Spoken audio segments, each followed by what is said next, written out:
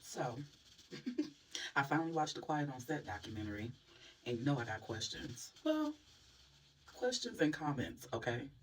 I'm gonna do a favor for y'all that nobody on this app did for me, okay? And that's to advise you that if you like certain 90s shows, doesn't just have to be Nickelodeon, let me tell you, but if you like certain 90s shows that were maybe meant for kids or teens or tweens, don't watch this documentary. This documentary is going to forever tarnish your childhood memories, okay? Your childhood TV memories.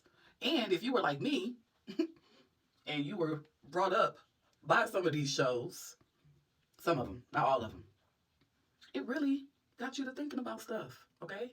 It really made you really reflect, okay? Truly. Because I sure was watching Family Matters and I was like, why did Johnny Gill sing to 16-year-old Laura on there? And he sang My. Like, he didn't have no teen friendly songs. And then did we have any teen idols, like black teen idols back then? So I was just like, man, that, yeah, had me thinking way too much. And I feel like Amanda Bynes tried to tell us, like, you know, a few years back when the paparazzi kept catching her at the most inconvenient times in her life, right? I'm sure. And, instead of people really showing real concern, they just kept taking pictures of her and putting her in the tabloids, like saying that they were showing real concern, but I don't know. I think it was just, paparazzi, you know. And I see y'all smoothed right on over that whole racism and sexism piece, boy, because I understand, the child abuse definitely that stands out. But there was also two women writers who went through abuse as well on the workplace. They experienced it as well in the workplace. So I was like, nobody mentioned that in the clips that I was seeing. Like, that was a whole problem. That was two more problems, was how he was treating those women.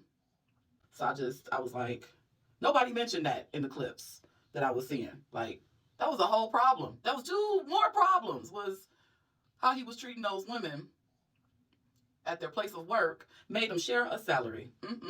Had one pretend like she was being assaulted while she performed a sketch. Like, what's wrong with you? What was the point? What was the reason? I always go back to my Cardi B. What was the reason? Because I don't understand it. I don't get it. I remember watching the Baby Fetus, the Baby Fetus, the world's youngest rapper sketch, and feeling uncomfortable. I remember when I was a kid, maybe older, not too much of a kid. And then some of the stuff I used to watch when my niece was younger, because she loved Nickelodeon, and I would be looking at it like, something ain't right. The pickle guy, I never liked the pickle guy. Never liked the pickle guy. Because I was like, it makes no sense. Why does he have a plate full of pickles? He loved pickles that much. Oh my gosh, he's such a pickle craze. And then he didn't even have different kinds of pickles. He just had one kind of pickle, okay? And if you're a true pickle lover, you like different types of pickles, different kinds. You've tried different kinds, okay? He could have even had pickle popcorn. He never had any pickle flavored stuff. Not that I recall. He only had pickles. I sure did wonder where Brandy Carlisle was the entire time. I was like, where is she? Lord Jesus, I pray she okay. Because her mom was telling the whole story. And I was like, why is mom's telling the whole story? Like, I get, it's coming from her perspective, but I was just also wondering why Brandy wouldn't want to share her own story, because mom was telling it in very, very vivid detail. And I just was like, But she did say she always wanted to be an actress or an actor. An actor. So maybe that was her time, was to give this story and whatnot, but I don't know if it was her story to tell. I don't think it was her story to tell.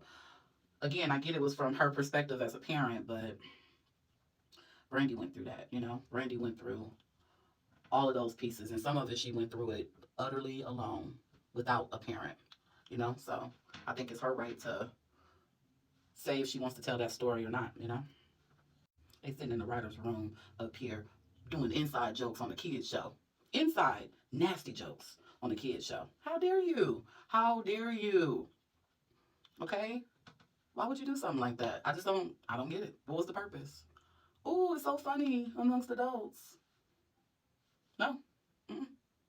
And something told me not to watch it. Something said, don't watch it, girl. Don't watch it.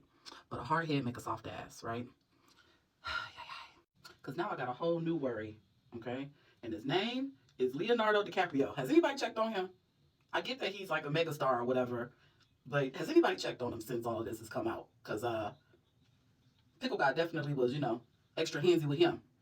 So was Drake and Josh created as like a form of hush money? Like that was one question I had because apparently or allegedly, I don't know, it went down during like the Amanda Bynes show, and everything was under a John Doe, but allegedly Dan knew that it was Drake, and thus Drake and Josh was born. So I was like, we just gonna move right over that, unless I missed something. I'm sure y'all tell me. I don't know. Look here, man.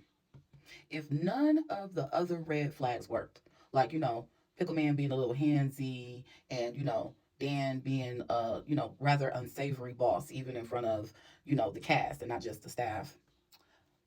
But when the kids and their parents went to Pickle Man's party and they finally stumbled upon that John Wayne Gacy memorabilia, I'm pretty sure my mom's definitely would have been like, oh yeah, that's cool. Oh my God. You were pen pals with them too? Oh, so cool. And we would have got out of Dodge and she would have been like, yeah, we're never going back there. It's never happening. She would have called the agent, like, it can't happen anymore. Take her off the show. You're friends with someone who did vile things to, young people. Like, I'm out of here. I'm not coming back. I'm telling you, moms would have been on that. She would have been on it, okay? Watch it, don't watch it. The choice is yours.